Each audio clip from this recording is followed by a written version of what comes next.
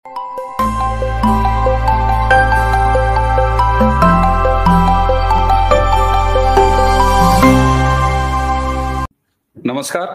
प्रारब्ध पर आप सभी का स्वागत है। मैं अवनीश। दर्शकों, आज हमारे साथ हैं अंबर जैदी जी। अंबर जैदी जी किसी परिचय की आवश्यकता अंबर जी को नहीं है। आपने टीवी डिबेट्स में गर्मा-गर्म बहसों पे, गंभीर विषयों पे और खुल के बोलने वाली, मंच से लेके स्टूडियो तक, और आज प्रारब्ध के इस प्लेटफॉर्म पे आपका अपना चैनल है अंबर जैदी ऑफिशियल। अंबर जी, बहुत-बहुत स्वागत, नमस्कार आपका।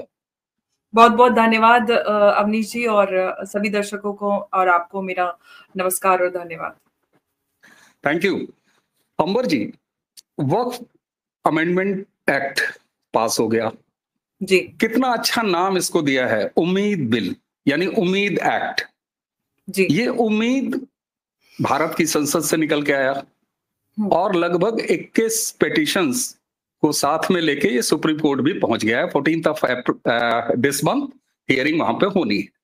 जी, संवैधानिक रूप से पास एक एक्ट, एक कानून, जो कि इस देश के मुस्लिम समाज के से जुड़े हुए एक बहुत बड़ी संस्था, उसके सुधार के लिए लाए गए। जी, ठीक है, संवैधानिक विरोध इसका होना चाहिए। सड़क पर भी विरोध हो रहा है। जहां इसके लिए कंड्यूसिव एनवायरनमेंट है, ममता बनर्जी का बंगाल, वहां आप देख रही हैं मुर्शिदाबाद में क्या हो रहा है।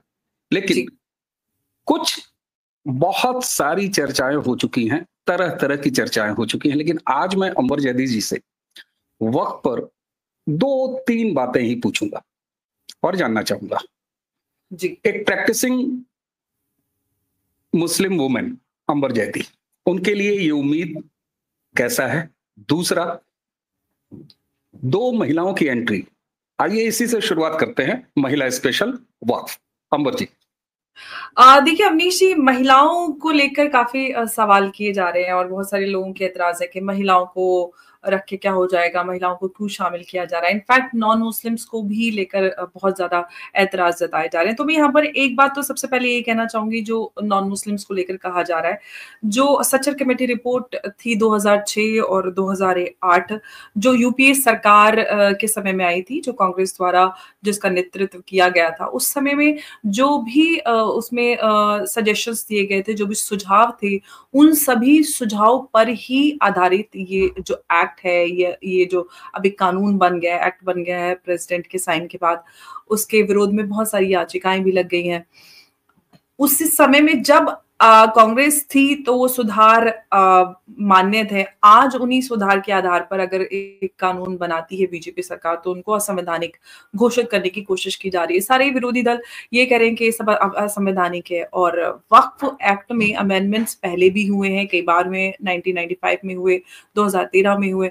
उस समय अगर कोई भी संशोधन होता है, वो असंवैधानिक नहीं है, तो आज हुआ कोई भी संशोधन असंवैधानिक कैसे है?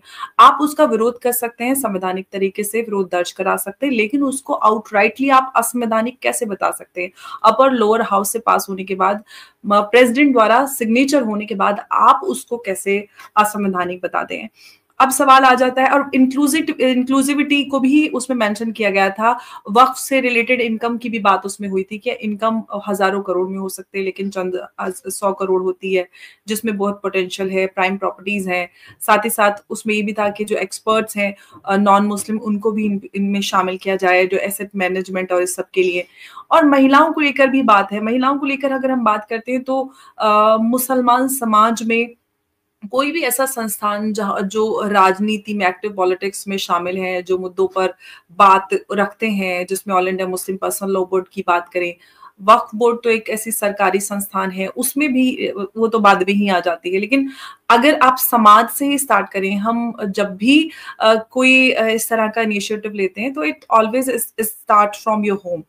अगर आपको आपके परिवार ने वो अधिकार, वो स्वतंत्रता दी है कि आप बाहर निकलकर पढ़े लिखें। जैसे मैं अपनी ही बात कर लेती हूँ, अगर मेरे परिवार ने मुझे पढ़ने लिखने के लिए और आगे बढ़ने के लिए, चाहे आपकी कितनी भी रुचि हो, लेकिन बहुत सारी लड़कियों को परिवार वाले आगे पढ़ने और बढ़ने नहीं देते, तो परिवार का बड़ा बड़ा सहयोग होता है। अगर परिवार से ही महिलाओं को, बच्चियों को वो मौके नहीं मिलेंगे, तो वो कहाँ से आकर खुद को साबित करेंगे, या और महिलाओं के लिए, समाज के और दूसरे वर्गों के लिए काम कर पाएंगी?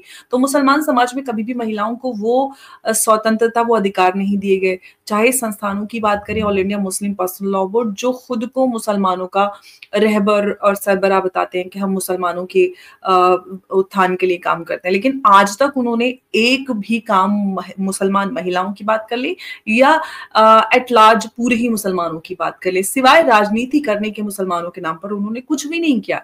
जब उन्होंने इस बिल के विरोध में काली पट्टी बांधने का उन्होंने ऐलान किया तो कोई भी मुसलमान काली पट्टी बांधकर सड़कों पर नहीं उतरा, क्योंकि उनको पता है कि ये लोग सिर्फ राजनीति करते हैं। ओवैसी जी की बात करें, ओवैसी जी प्रधानमंत्री महिला बनाने की बात करते हैं, कहते हैं कि हम एक हिजाबी प्रधानमंत्री देखना चाहते हैं, लेकिन अपनी पार्टी में एक अदद वो स्पोक्स पर्सन भी महिला नहीं बना सकते। तो जो महिलाओं के लिए इस तरह की मानसिकता रखते हो, वो महिलाओं को आगे बढ़ाने का कोई काम कैसे कर सकते हैं? ये वही लोग हैं जो ट्रिपल तलाक के समय में कोर्ट में, सुप्रीम कोर्ट में एफिडेविट में ये लिखते हैं कि औरतें नाक़िसुल अक्ल होती हैं, यानी कि औरतों की अक्ल आधी होती है मर्दों के मुकाबले, इसलिए उनको तलाक का अधिकार अल्लाह ने नहीं दिया गया है। भारत जैसे देश में जो दुनिया की सबसे बड़ी सेक्युलर डेमोक्रेटिक रिपब्लिक है, वहां पर आप सुप्रीम कोर्ट में इस तरह के शब्द एक एफिडेविट में लिखने की अगर जुर्रत कर सकते हैं, तो आप जरा सोचिए कि आपकी क्या मानसिकता है, महिलाओं को लेकर आप क्या सोचते हैं। हमेशा महिलाओं के विरोध में उतरते हैं, महिलाओं को लेकर कहते हैं कि भाई आपको ये सिर्फ झूठा ऐसे ही आपको दे दिया गया है, आपके लिए कुछ होगा नहीं।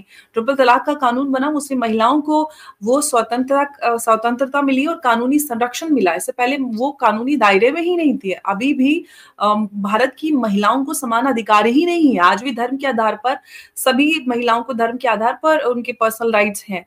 तो कहाँ से सही माने में हम सेक्युलर डेमोक्रेटिक रिपब्लिक माने? अब बदलाव आ रहे हैं। हम वक्फ की बात करते हैं तो वक्फ का जो पर्पस था, वक्फ का मतलब होता है समर्पित कर देना, और ये जो भी अल्लाह की, भगवान की राह में हम कोई भी एसेट, कोई भी धन या दौलत दान कर रहे हैं, तो उसका उद्देश्य ये होता है कि समाज के उत्थान के लिए इसका इस्तेमाल किया जाए। अब वक्त में बैठे लोग जो अल्लाह और इस्लाम के नाम पर समाज को डराते रहते हैं, उन्होंने इतने वर्षों से हजारों अरबों करोड़ों के घोटाले किए, लैंड ग्रैबिंग की, प्रॉपर्टीज पे कब्जे किए, रेंटल्स के नाम पर उन्होंने फ्री में प्रॉपर्टीज पे कब्जा किया, प्राइम प्रॉपर्टीज जिसकी लोकेशन और उनके रेंटल्स ही हजारों लाखों में हो, वहां पर 25, 50 और 150 रुपए की में कब्जा कर वो बैठे हुए हैं। तो ऐसे में जब उनके हाथ से पूरी सत्ता निकल रही है, जिन प्रॉपर्टीज का मजा, वो गरीब लोगों का हक वो खा रहे हैं, जब उनके हाथ से ये सारी चीजें निकल रही हैं, तो वो अल्लाह और इस्लाम का डर बैठा रहे हैं। और ये भी चर्चा वक्फ को लेकर आम मुसलमानों के बीच में हुई, तो आम मुसलमानों को समझ में आया कि आखिर वक्फ क्या है और इसका ये किसके लिए बनाया गया था। गरीब मुसलमानों को तो उसका फायदा ही नहीं मिला। वो सत्ताधारी मुसलमान जो सत्ता में बैठे रहे, उन लोगों ने इन वक्फ प्रॉपर्टीज का, लैंड ग्रैबिंग का फायदा उठाया, इस सबसे फायदा उठाया, मुसलमानों का उनको हक नहीं दिया। तो आज मुसलमानों को मीडिया के माध्यम से इन सारी चीजों का पता लग रहा है, वो सारी चीजों को जान रहे हैं, तो कोई भी विरोध में नहीं उतरा। शाहीन बाग के समय में जरूर लोग इनके बहकावे में आए थे, लेकिन उनको पता चल गया कि ये लोग हर बार शेर का डरावा देते हैं, लेकिन शेर तो किसी को खा नहीं रहा है।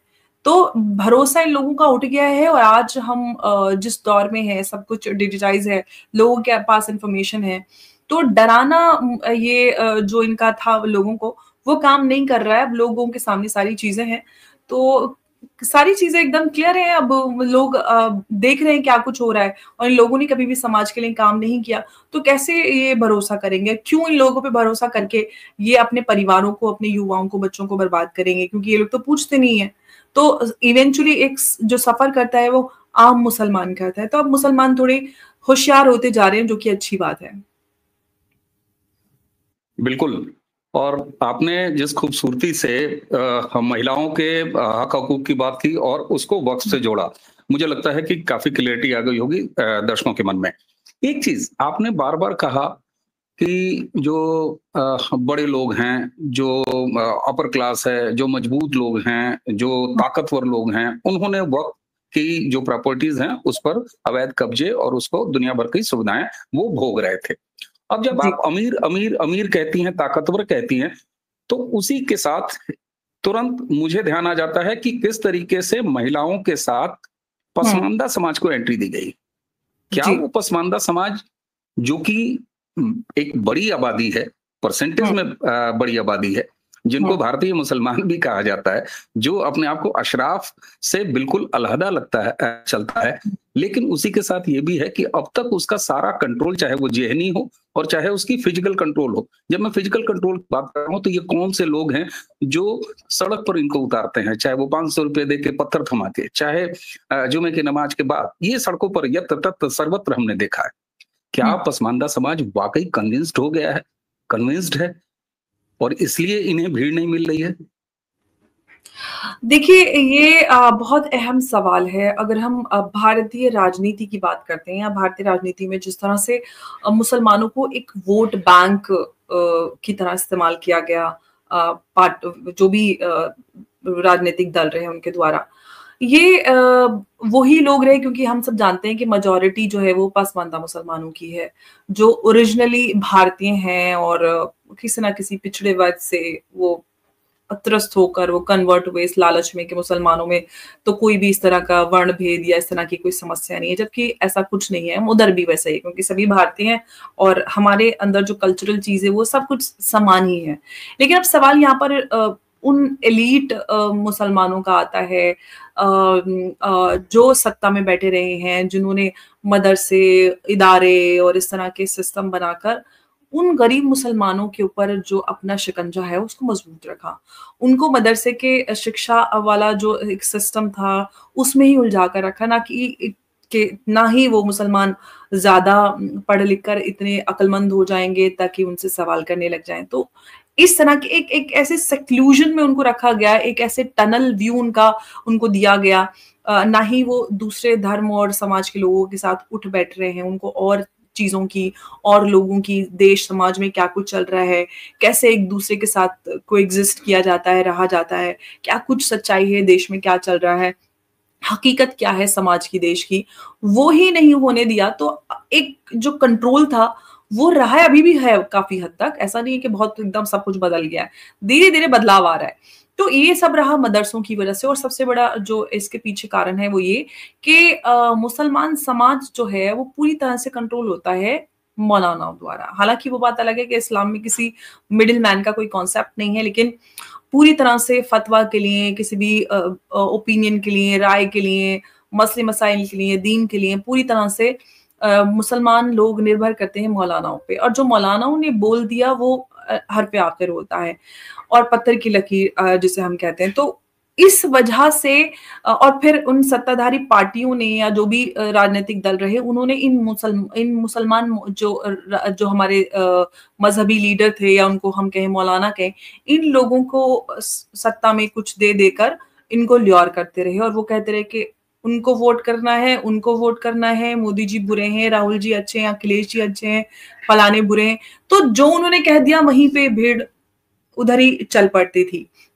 लेकिन अब वो दौर समाप्त हो चुका है। उन पार्टियों ने, जिन पार्टियों ने मुसलमान वोट्स का फायदा उठाया, उन्होंने मुसलमानों को दिया क्या? बच्चों से दरियां बुनवाई, उनको शिक्षा नहीं दी। चाहे सच्चर कमेटी ने कितने ही सारे सुझाव दिए, लेकिन उस पर काम क्या हुआ? सवाल यही है कि जिन सत्ताधारी पार्टियों ने या जिन भी राजनीतिक पार्टियों ने मुसलमानों को वोट के रूप में इस्तेमाल किया, आज मुसलमानों की बात समझ में आती है कि हमें वोट बैंक के नाम पर छला गया। हमें आखिर इतने सालों में दिया क्या गया? ना हमें आज तक शिक्षा मिली। आजादी के समय जो हमारा स्टेटस था शिक्षा का, या फिर आप फाइनेंशियल स्टेटस किसी भी बात करें, वो सारी चीजें तो रिवर्स में गई हैं। सारी स्थिति को बिगाड़ा गया, सिस्टमेटिकली बिगाड़ा गया, ताकि मुसलमान सिर्फ वोट बैंक ही बना रहे, ना पढ़े लिखे, ना वो शिक्षित हो, ना वो इतना समझदार हो कि उसको अपने अधिकारों के बारे में पता चले। और पूरी तरह से मौलानाओं के ऊपर उनको निर्भर बना दिया गया। अब चीजें बदल रही हैं, डिजिटाइज दौर है, सबके पास इंफॉर्मेशन है, जानकारी है, और जिस तरह से मौजूदा सरकार काम कर रही है, मुसलमानों के लिए बहुत सारे ऐसे काम किए हैं। हालांकि केंद्र सरकार की जो भी नीतियां हैं उनमें किसी भी तरह का इस तरह का कोई डिस्क्रिमिनेशन नहीं है, सभी देशवासियों को समान फायदे मिलते हैं। तो मुसलमानों को भी मिल रहे हैं, क्योंकि ज्यादातर मुसलमान जो है, जो गरीब पासमानदा मुसलमानों की हम बात करें, वो गरीबी रेखा से नीचे है, और गरीबी रेखा से नीचे होने के वजह से उनको जब जो भी केंद्र सरकार की नीतियां हैं, गरीबों को घर जो प्रधानमंत्री आवास योजना के तहत मिलता है, किसान सम्मान निधि की बात करें, उज्ज्वला योजना की बात करें, ऐसी हजारों योजनाएं हैं जो सभी के लिए है, और माइनॉरिटीज के लिए भी है, उनसे भी फायदा मिल रहा है, बच्चों को वजीफे मिल रहे हैं, बच्चे शिक्षा हासिल कर रहे हैं, बच्चियों को शादी के लिए भी पैसे मिल रहे हैं, उनको शिक्षा के लिए। तो ये सारे काम जो हो रहे हैं, आज हम देख रहे हैं कि मुसलमान बच्चे आईएएस हो, पीसीएस हो, उस सब में परफॉर्म कर रहे हैं, क्योंकि उनको मौके मिल रहे हैं, उनको आगे बढ़ाया जा रहा है। इससे पहले ये सब नहीं हुआ है। और जैसे डर ये लोग बार बार बैठाते हैं, 370 35A के समय हो, या फिर ट्रिपल तलाक हो, या फिर CNRC हो, उसको लेकर एक खौफ बैठाया हर बार के मोदी जी ये कर देंगे, वो कर देंगे, आपकी अधिकार छीन लिए जाएंगे, आपको निकाल दिया जाएगा, आपका घर छीन लिया जाएगा, वोटिंग राइट छीन लिए जाएंगे। लेकिन ऐसा कुछ नहीं हुआ। उनको समझ में आ रहा है कि इनकी बात सुनकर हम सड़क पे आ जाते हैं और बदनाम भी हम ही होती है, हमारा ही घर लुटता है, युवा हमारे जेलों में जाते हैं, ये लोग सत्ता में बैठे रहते हैं। तो ये सारी चीजें समझ में आ रही है, और ये पैटर्न बार बार होता है कि भड़काऊ लोगों को सड़क पे बैठा दो, लोगों को जेल में पहुंचाओ, क्योंकि ऑफ कोर्स जब इस तरह से आप लोगों के बीच में झूठ और खौफ डालेंगे तो रिएक्शन आता ही है, और उसका नतीजा लोगों ने देखा है, और ये भी देखा है कि ऐसा कुछ हो भी नहीं रहा है जैसा झूठ इन्होंने फैलाया। तो लोग समझदार हो रहे हैं और अपने बारे में सोच रहे हैं, और उनको भी देखिए, एक आम इंसान ये चाहता है कि उसको रोजगार मिले, बच्चों को शिक्षा मिले और सही स्वास्थ्य और सुविधाएं मिले। वो सारे काम हो रहे हैं, इनका काम नहीं चल रहा है, क्योंकि ये झूठ बोलकर लोगों के बीच में खौफ फैला रहे थे, और सच में इनके पास काम करने के लिए कुछ है नहीं, जनता की नब्ज नहीं पकड़ पाते हैं, जनता के मुद्दों को नहीं उठा पाते हैं, तो खौफ फैलाने वाली जो दुकान है वो धीरे धीरे बंद होती जा रही है। बिल्कुल, दुकानें धीरे धीरे बंद हो रही हैं। और आपने जिस तरीके से कहा कि वो बेचारे सड़क पर उतर जाते हैं और बाद में भुगतते हैं। सबसे ताजा उदाहरण मैं आपको संभल का दे दूं। संभल में उकसाई भीड़ जिसने तमाम वहां पर बदमाशी की, पत्थरबाजी की, 4 लोगों की, 5 लोगों की जान भी गई। और उसके बाद योगी आदित्यनाथ जी की सरकार ने, एडमिनिस्ट्रेशन ने जब लिस्ट बनाना शुरू किया, तो फिर अफवाह उड़ाई गई कि साहब संभल से मुसलमान पलायन कर रहे हैं। दरअसल वो पलायन नहीं कर रहे थे, वो बेचारे वही पसमानदा क्लास था जो मुकदमों में उलझ गया था। और योगी जी तो योगी जी, उन्होंने तो 90-91 लाख की वसूली का भी मामला कर दिया। और एक बड़ा रोचक केस आपको बताऊं, जब 90-91 लाख वसूली का मामला आया, जो कि गवर्नमेंट प्रॉपर्टी थी जिसको नुकसान पहुंचाया गया था, तो एक साहब की तस्वीर पहचान ली गई और उनको ले आया गया बेचारे को, और उन पर उठा के 19-20 लाख रुपए का जुर्माना आ गया उनके हिस्से में, क्योंकि 91 लाख और डिवाइडेड बाई जितने लोग अरेस्ट हुए थे। उन्होंने कहा अरे साहब हम कहां से, हम तो बिक जाएंगे। सरकार ने कहा कि ठीक है, फिर बाकियों के नाम बता दो, तुम्हारा जितने नाम बताते जाओगे उतना तुम्हारा पेनल्टी कम होती जाएगी। और वो साहब नाम बताते गए और अंततः 900 या कुछ रुपए का उनका जुर्माना आया। तो आखिर वो बढ़ा हुआ नंबर था तो पसमानदा क्लास का ही। निश्चित तौर से उनको मुकदमों में, हाँ, आतंकवादियों के लिए, सजा याफ्ता आतंकवादियों के लिए तमाम महंगे वकील खड़े हो जाते हैं, लेकिन पत्थरबाजी करता हुआ कौन सा पसमानदा किस जेल में सड़ रहा है, इसकी फिक्र किसी को नहीं है। आपने बेहतर कहा, आपने कहा कि अब बराबरी की तरफ चल रहे हैं। मोदी जी से बहुत सारी ऐसी बड़ी उम्मीदें हैं, क्योंकि 370 का नाम आपने लिया, 35 कैपिटल ए का नाम लिया, 3 तलाक का नाम लिया। आज हम सिर्फ मुस्लिम मरहलों पर ही फोकस कर रहे हैं। क्या आपको लगता है कि ये सिलसिला अब आगे बढ़ना चाहिए और एक देश समान नागरिक आचार संहिता ये आ जाना चाहिए? देखिए, मैं तो खुद इसकी पैरोकारी कर रही हूँ, और 2018 से हमारी जो याचिका है वो सुप्रीम कोर्ट में है। और क्योंकि जब ट्रिपल तलाक पे हम लोग काम कर रहे थे, और हम लोग पूरे ही देश में अलग अलग राज्यों में गए, और ट्रिपल तलाक की जो विक्टिम्स थी उनसे बातें हुई, मुलाकात हुई, और उनके जो भी उनकी कहानी थी, आप बीती थी, वो सबसे सुनी, और बहुत सारे लोगों से मुलाकात हुई, जिसके बाद हमने डॉक्यूमेंट भी बनाया था जो हिंदी और अंग्रेजी दोनों में ही था। उसको रविशंकर प्रसाद जी ने पार्लियामेंट में उसको कोट भी किया था रेफरेंस के लिए, और दिखाया भी था कि इसमें इस डॉक्यूमेंट में जो महिलाएं हैं उनका दंश इसमें नोट किया गया है। तो उस वक्त अविनाश जी, ये बात समझ में आई अवनीश जी कि सिर्फ ट्रिपल तलाक पे अगर कानून बन भी जाता है तो वो पर्याप्त नहीं होगा, क्योंकि सिर्फ ट्रिपल तलाक के लिए कानून ला देने से जो महिलाओं की समस्याएं वो हल तो नहीं हो जाती हैं, और वो बिल्कुल सही भी साबित हुआ। 3 तलाक के विरोध में कानून बना, लेकिन उसका अल्टरनेटिव, क्योंकि हमारे यहाँ तो पहले ही कानून का मिसयूज करना लोग सीख जाते हैं। कानून बाद में आता है, पहले मिसयूज कैसे होना है ये लोगों ने उसका तोड़ निकाल लेते हैं। 3 तलाक के लिए कानून आया, जो इंस्टेंट वर्बल तलाक होता है, तलाक तलाक तलाक, उसको बढ़ाकर, क्योंकि ये तलाक के हसन और एहसन वाला जो सिलसिला था, अब वो जो इंस्टेंटली बोल देते थे, अब वो 3 महीने उसको बढ़ा दिया गया। लड़ाई की अपनी पत्नी से, वो लड़ाई होता है, झगड़ा होता है, वो छोड़ के मैके चली जाती है। फिर उसके बाद उन्होंने पोस्ट कार्ड से 3 बार हर महीने लेटर भेज दिया, और अब उसको कोई रिसीव करे ना करे, उन्होंने दिखा दिया कि हमने तो इसको कम्युनिकेट कर दिया, खत्म कहानी। तो ये उसका अल्टरनेटिव तो निकल गया, लेकिन यही है कि सिर्फ ट्रिपल तलाक पर कानून बना देने से तो नहीं मसले हल हो रहे हैं। ऐसे कई सारे केसेस हैं जो हमने इस पर कोर्ट में भी दायर किए, जिसमें बेनजीर हिना और कई सारे ऐसे केसेस हैं मुंबई और कई राज्यों से, जिसमें यही सारे उसी के आधार पर याचिकाएं डाली गई हैं कि पर्याप्त नहीं है, और भारत में महिलाओं के लिए समान कानून होने चाहिए, और ना सिर्फ महिलाओं के लिए बल्कि और भी बहुत सारे ऐसे डिस्क्रिमिनेशंस होते हैं। और सबसे ज्यादा तो जो अन्याय होता है समान नागरिक संहिता ना होने की वजह से, वो महिलाओं और बच्चों के साथ होता है, खासतौर से मुसलमान समाज में, क्योंकि मुसलमान समाज में कोई कोडिफाइड लॉ नहीं है, पर्सनल लॉज बना दिए, अब तय करते फिरेंगे, मौलाना तय करेंगे भाई किसको क्या मिलेगा, किसको कितना मिलेगा। तो जरा सोचिए कि दुनिया की सबसे बड़ी सेक्युलर डेमोक्रेटिक रिपब्लिक में महिलाओं और बच्चों की तकदीर छोड़ दी जाती है मौलानाओं के हाथों में। ये दुर्भाग्य है, और बहुत ही अफसोस की बात है कि आज 77-78 साल हो रहे हैं भारत को आजाद हुए, लेकिन किसी ने भी समान अधिकारों की सुध नहीं की। जो हमेशा बाबा साहेब और लाल किताब लेके घूमते रहते हैं, जो लोग हमेशा संविधान संविधान करते हैं, अपने संवैधानिक अधिकारों की बात करते हैं, उन्होंने आज तक महिलाओं के लिए समान अधिकारों की मांग नहीं की, बल्कि जब भी महिलाओं को इतनी सी एक बूंद अधिकारों के नाम पर दी गई है, तो संसद में भाग खड़े हुए हैं भगोड़ों की तरह।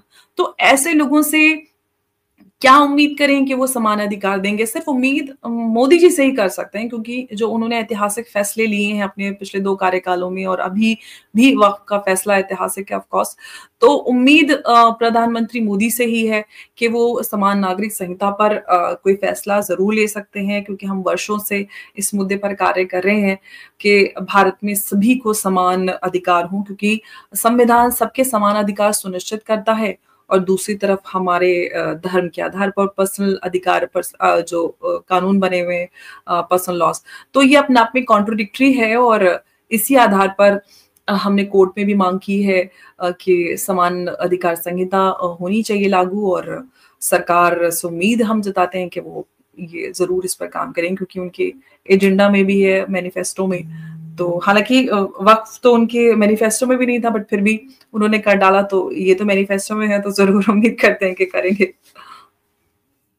बिल्कुल ठीक बात है। और सौगाते मोदी भी कहीं लिस्ट में नहीं था, हालांकि उनके समर्थक ही उनकी आलोचना खूब की है जब उन्होंने सौगाते मोदी भेजी। और आपने कहा कि अब उसको 3 महीने कर दिया गया हो, पोस्ट कार्ड लिख दिया, भला हो इंडियन टेलीग्राफ डिपार्टमेंट का कि पोस्ट कार्ड और अंतर्देशीय बंद हो गए हैं, तो हो सकता है व्हाट्सएप का सहारा लिया जाता हो। पोस्ट कार्ड या ऐसा भी कोई भी मीडियम ऑफ कम्युनिकेशन, चाहे पोस्ट कार्ड हो या फिर व्हाट्सएप पे, तो ये है कि इंस्टेंट हो जाता है। पोस्ट कार्ड में ये रहता है ना, वो कह देंगे कि हमने तो भेजा था, आपको नहीं मिला।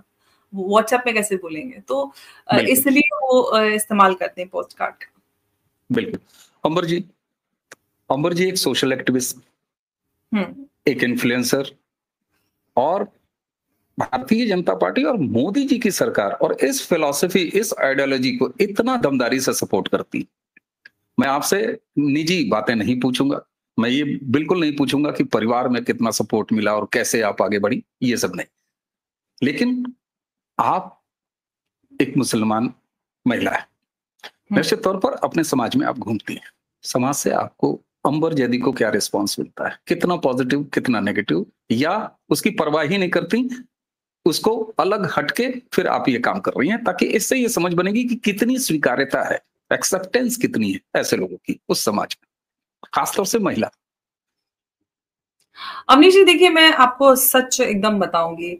मैं बहुत छोटी उम्र से सामाजिक कार्यों में हूँ, क्योंकि हमारा जो एनजीओ रहा है वो कई दशकों पुराना है, और 12-13 साल की उम्र से ही सामाजिक कार्यों में स्कूल के साथ से हम उसमें एक्टिवली इन्वॉल्व थे, और काफ़ी बढ़-चढ़ कर रुचि के साथ काम किया करते थे। तो हमें ये नहीं पता था कि इससे जाकर कहीं न कहीं कुछ एक्टिविज़्म या थोड़ा-सा पॉलिटिकल चीज़ें भी होती हैं, क्योंकि तब उतनी समझ, उतनी अकल नहीं थी। सोशल एक्टिविटीज़ में इन्वॉल्व होते थे, काम करते थे और बहुत दिल से काम करते थे। और बहुत छोटी उम्र में मुझे टीवी पर अपनी बात रखने का मौका मिला। मैं कॉलेज में थी और मुझे इतनी अकल भी नहीं थी कि किस तरह से कौन-सी बात पब्लिक प्लेटफ़ॉर्म पर रखनी। मैं अनफ़िल्टर्ड बोलती थी, और जो मन में आता था, जो सवाल मुझसे पूछा जाता था, मैं उसका अनफ़िल्टर्ड जवाब देती थी। लेकिन उसका मुझे वैसे तो एट लार्ज मुझे बहुत सारे लोगों से, देश भर ही नहीं बल्कि दुनिया के और देशों से भी बहुत प्यार मिला, और उसके लिए मैं बहुत अपने आप को बहुत भाग्यशाली समझती हूँ और आभार व्यक्त करती हूँ। लेकिन बहुत सारे लोगों ने, जो मुसलमान समाज के हैं, उन्होंने बहुत धमकियाँ, बहुत ज़्यादा आलोचना होती है बहुत बड़े स्तर पर। और अब तो वो ऑफ कोर्स वो लेवल नहीं रहा है, अब लोगों को समझ में आता है कि हम क्या काम कर रहे हैं। लोगों के 10 काम हम लोग कराते हैं जब भी उनको आवश्यकता होती है कहीं पे, जो भी छोटे-मोटे काम होते हैं, किसी का कोई लीगल केस है, कहीं पे महिलाओं की को ज़रूरत है हेल्प की, तो जो-जो होते हैं हम लोग उनके काम कराते हैं। तो जब आप काम कराते हैं, लोगों के काम आते हैं, तो लोगों का भरोसा भी बढ़ता है। पहले उनको लगता था कि पता नहीं, ये लोग वही बीजे जब हम तलाक पे काम करते थे तो लोग कहते थे ये लोग बीजेपी आरएसएस के दलाल हैं। जब लोग आउटरीच प्रोग्राम हमारा चलता था, लोगों के पास जाते थे, तो मुसलमान महिलाओं को लगता था, उनको यही कन्विंस करने में बड़ा समय लगा कि ट्रिपल तलाक, इंस्टेंट ट्रिपल तलाक जैसी कोई चीज़ ही नहीं है। महिलाएँ खुद कहती थी कि नहीं, ये तो है, अल्लाह ने रखा है, इस्लाम में है, कुरान में है। तो मैं उनको खुद बोलती थी कि मैं खुद मुसलमान हूँ और मैं ये बात जानती हूँ कि ऐसा कुछ नहीं है। तो वो उस समय से लेकर महिलाओं को इस हद तक तैयार करना, समझाना कि वो आकर बाहर टीवी पे अपने बारे में बात रख सकें, बता सकें कि क्या कुछ उन्होंने देखा, झेला है। तो उसके पीछे भी बड़ी मेहनत लगी, और बड़ा मुश्किल से कार्य करना पड़ा।